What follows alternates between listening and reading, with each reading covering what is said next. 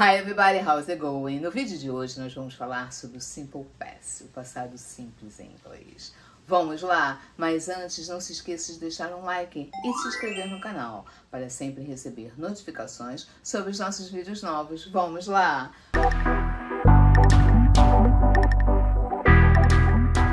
Bem-vindos ao canal! Para quem não me conhece, o meu nome é Marta. No vídeo de hoje nós vamos falar sobre o Simple Past, o passado simples em inglês.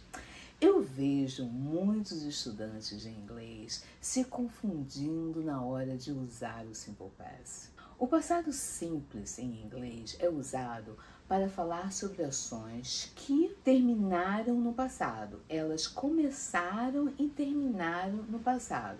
Elas finalizaram no passado. Quando nós usamos o Simple Past? Quando nós usamos o passado simples em inglês? O passado simples em inglês é usado para descrever ações concluídas no passado. Ele também é usado para relatar eventos passados, atividades que já não ocorrem mais, não que ocorriam, mas que agora já não ocorrem mais.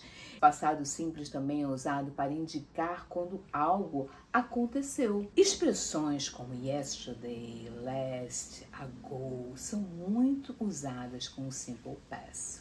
Como, por exemplo, I visited Paris last summer. I visited Paris last summer. Eu visitei Paris no verão passado. We completed the project ahead of schedule. We completed the project ahead of schedule. Nós concluímos, nós completamos o projeto antes do prazo. Diferente do português, onde temos diferentes conjugações verbais, uma terminação para cada pessoa verbal, o passado simples em inglês é bem simples. Eu aqui vou falar de todos os verbos, exceto do verbo to be, porque o verbo to be, ele tem a estrutura do passado diferente.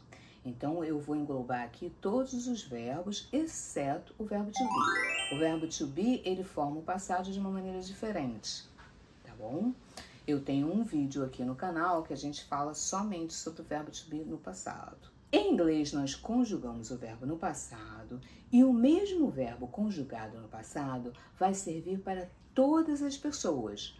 Como, por exemplo, I worked, eu trabalhei, you worked, você trabalhou, she, he and it worked, ela trabalhou, ele trabalhou, isso trabalhou, we worked, nós trabalhamos, they worked, eles trabalharam. Você vê que tem o mesmo verbo, é igual para todas as pessoas. Você conjuga o verbo no passado e esse verbinho vai ser igual para todas as pessoas. Existem em inglês dois tipos de verbos, os verbos regulares e os verbos irregulares. Os verbos regulares, a única coisa que nós precisamos fazer para conjugá-los no passado, podemos falar assim, é acrescentar o ed no final do verbo.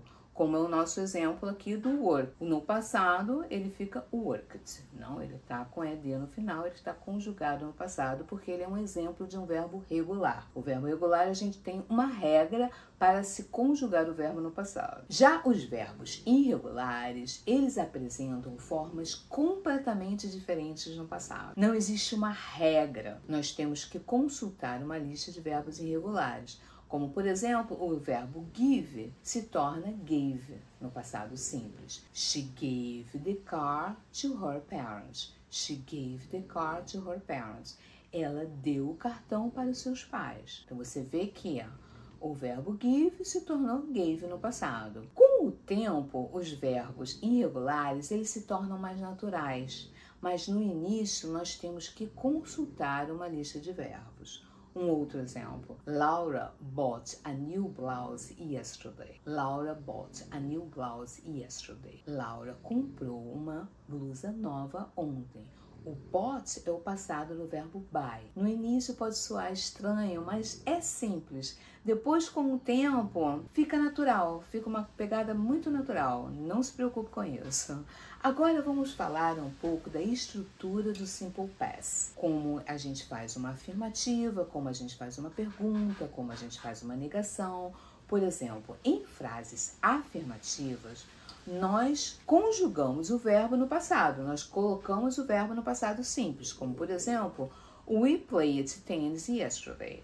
We played tennis yesterday. Nós jogamos tênis ontem. Agora, na forma negativa, nós vamos precisar da ajuda do auxiliar do simple past, que nesse caso é o did, e do not. E o verbo principal, o verbo da frase, ele vai estar no infinitivo. Isso é uma coisa muito importante. Vamos ver um exemplo. They didn't watch the film last night. They didn't watch the film last night.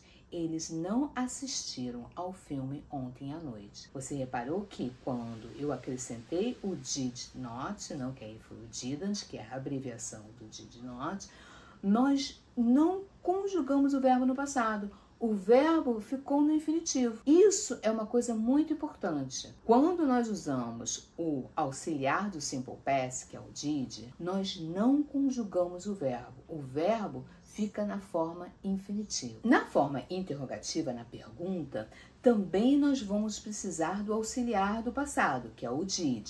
Então, a gente também não vai conjugar o verbo. Só que nesse caso, o did vai vir antes do sujeito, na frente do sujeito. Como, por exemplo, did you finish your homework? Did you finish your homework?